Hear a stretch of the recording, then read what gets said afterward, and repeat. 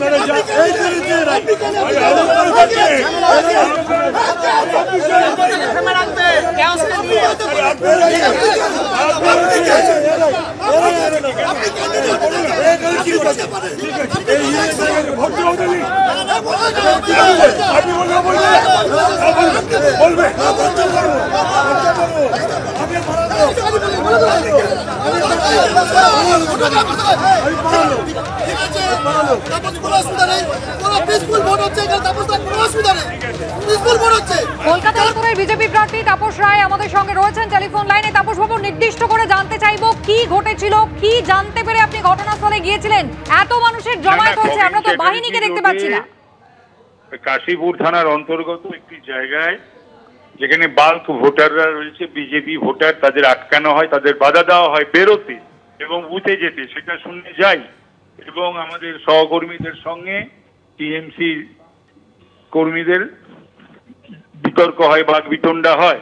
সেখানে বেশ কিছুক্ষণ আমি দাঁড়িয়ে থাকি এবং যাতে শান্তিপূর্ণভাবে তারা বেরোতে পারে, ভোট দিতে পারে, তার ব্যবস্থা পুলিশকে এবং অবজারভারকে করতে বলি। এত মানুষ যে জড়ো হয়েছিলেন তাপস বাবু, বাহিনী কোথায়? আমরা তো দেখতে পেলাম না। তার বাহিনী পৌঁছেছে, এখন পৌঁছেছে। ভোট হচ্ছে স্বাভাবিকভাবে? এখনো পর্যন্ত ঘুরে বেড়াচ্ছি আমি, যা যা করার করছি। কিছু কিছু জায়গায় প্রিসাইডিং অফিসাররা তারা ওই সহি মিলছে না বলে একটা বদমাইশি করছে, আর কিছু কিছু জায়গায় তৃণমূলের যারা কর্মী তারা বাধা দিচ্ছে। তাপস বাবু, ধন্যবাদ আমাদের সঙ্গে কথা বলার জন্য। তাপস রায়, কলকাতা উত্তরের বিজেপি প্রার্থীর সঙ্গে আমরা কথা বললাম। এবার আপনাদের জয়নগর লোকসভা কেন্দ্রের অন্তর্গত কুলতলির ছবি দেখাবো, যেখানে একেবারে ইভিএম জলে ভাসছে। সকালবেলা কয়েক মিনিটের মধ্যে ইভিএম এবং ভিভিপ্যাট দুটোই কিন্তু জলে ছুঁড়ে ফেলে দিয়েছেন গ্রামবাসীরা। শাসক দল তাদের ভয় দেখাচ্ছে, ভোট দিতে যেতে দিচ্ছে না। ক্ষুব্ধ হয়ে তারা জলে ফেলেছেন ইভিএম। যদিও নির্বাচন কমিশন জানিয়েছে ভোট প্রক্রিয়া কিন্তু কোনোভাবেই ব্যাহত হয়নি, কারণ সেক্টর অফিসারের কাছে যে রিজার্ভ ইভিএম থাকে এই ইভিএম সেটাই, ফলে ভোট চলছে স্বাভাবিকভাবে। বাড়ি ধর, বার কর, বাড়ি বার কর। হ্যাঁ, বাড়ি বার কর।